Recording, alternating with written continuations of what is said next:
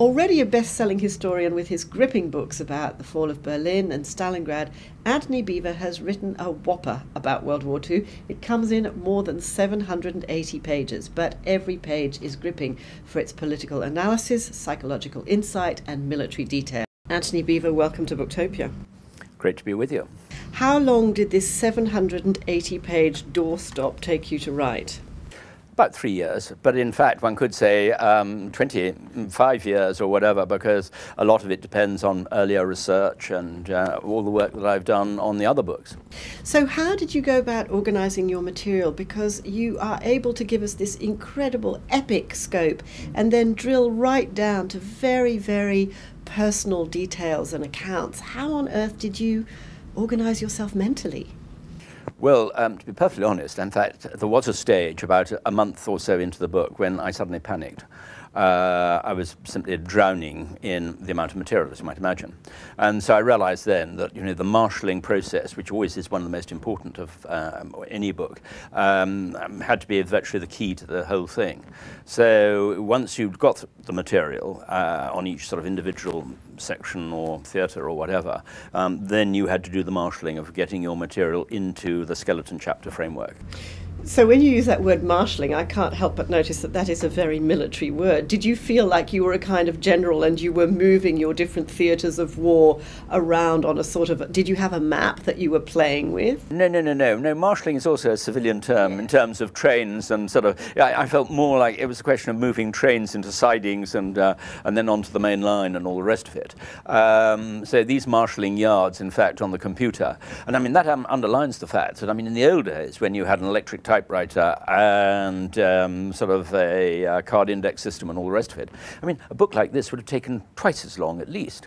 So what about access to new archives and new documents? What were you able to access that you hadn't been able to for some of your previous books, say?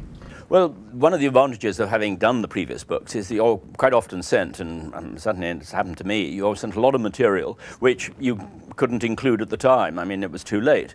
And there was a huge amount of new material even on Stalingrad, which came from some Russian historians and other sources and newly opened archives. Some archives, of course, since then have been closed. So, it's a continually sort of revolving scene in the archive world of some opening, some closing. Why would an archive close? Well, I'm afraid in Soviet Union or in Russia, several of the archives, particularly the military archives, have closed to foreign researchers. This is the sort of paranoia, the attacks, that the idea that somehow foreign historians are undermining the glories of the Soviet Union. So I was just incredibly lucky with Stalingrad and Berlin that the military archive at Podolsk was open for those two, but then closed down immediately afterwards. You start the book in an unusual, perhaps surprising place, I think, for some readers, and in an unusual way with the victory of General Zhukov on the Mongolian-Manchurian border in 1939. Why do you start the book there? It was, in my view, the start of the Second World War. One can, of course, have a huge debate about did it start with the Sino-Japanese War in 1937. There are even people in Spain who argue that that was the opening round of the Second World War. But certainly, in terms of the Second World War as we know it, as a coherent and also as a sort of Western concept, the Battle of Khalkhin Gol was essential. It wasn't one of the greatest or largest conflicts in the war, but it had a huge effect, both in the way that it persuaded the Japanese military not to attack north against the Russians against Siberia, but to divert their expansion south against the British, Dutch, French possessions, and of course American bases in the Pacific later on. But it also meant that come the geopolitical turning point of the war of December 1941, the Japanese refused to help the Germans when they asked, when advancing on Moscow, to tie down the Siberian divisions in the Far East. I love the fact that this gives us such a big, holistic picture and pulls everything together, but it also introduces me to elements of the war that I had never heard about. And one of them was the Winter War in Finland. Could you just tell us a little bit about that? Well, I think this is the vital thing, that the whole of the Second World War was not just a monumental great power on great power clash. It was a a conglomeration of different conflicts and also an international civil war. And one saw this with the Winter War in Finland too.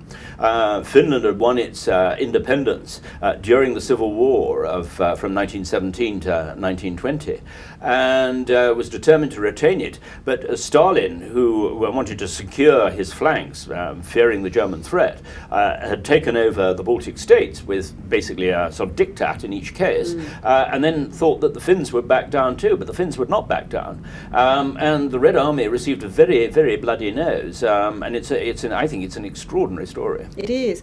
The other thing that, you know, we're talking about that part of the world, and obviously the weather becomes a very important factor, doesn't it? And obviously Hitler had an absolute dread of what happened to Napoleon's troops outside Moscow happening to the Germans, and yet in the accounts that you quote, the Germans are so phenomenally badly prepared in terms of clothing. Even the diesel in their tanks is the wrong kind of fuel for the conditions. Can you talk a little bit about the role of the weather in this war? Weather and food were actually two of the vital components in the Second World War.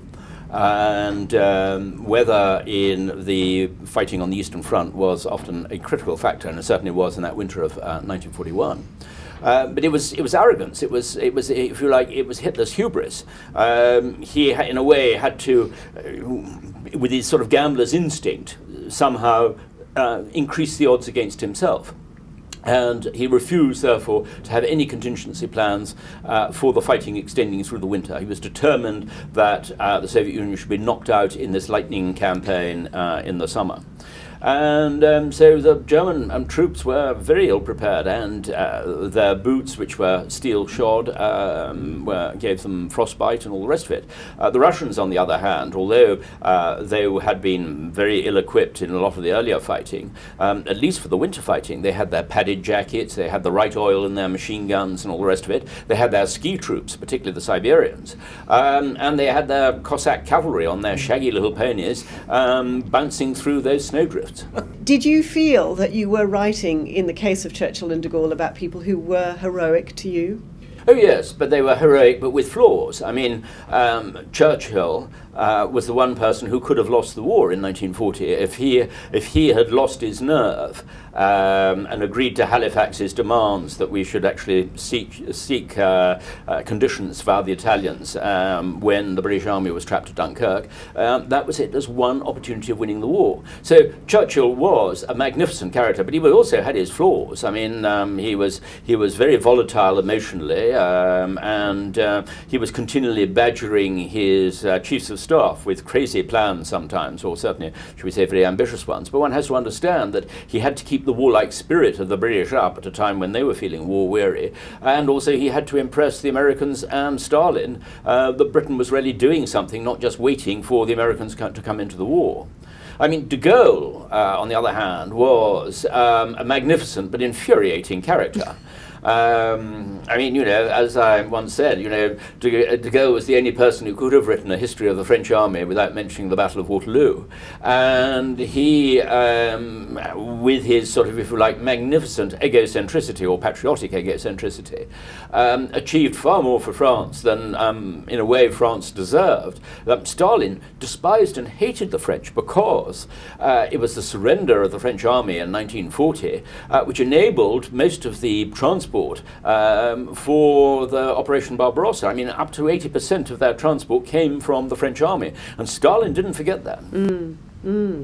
Well, talking about not forgetting, of course, Churchill is less of a hero here in Australia to us, yes, because of the history of the previous war. I was just wondering whether you could say a little bit about how you write about the Australian and New Zealand troops in World War II in this book, because you give a sense that they've got a different sort of approach to soldiering. They're perhaps not quite so disciplined, but they're very good fighters. Yes. No, I think that's absolutely true. I mean, where one sees both the New Zealanders and the Australians, and why they were much better than most of the many of the British troops, was they were far more self-reliant. You know, many of them came from farmsteads. They were used to servicing their own vehicles, of just getting on with their own lives, and they were much more independent in that particular way than the British attitude to discipline. But there were many, shall we say, many occasions when Australian Australian contempt for British authority did lead to a certain number of clashes, but the important thing is when it came to the fighting, Tobruk particularly, you know, the diggers fought in a highly impressive way. Now, you also quote quite extensively from an Australian correspondent. Can you tell us a little bit about him? Well, this Australian correspondent, Godfrey Blunden, in fact, is the father of my French publisher.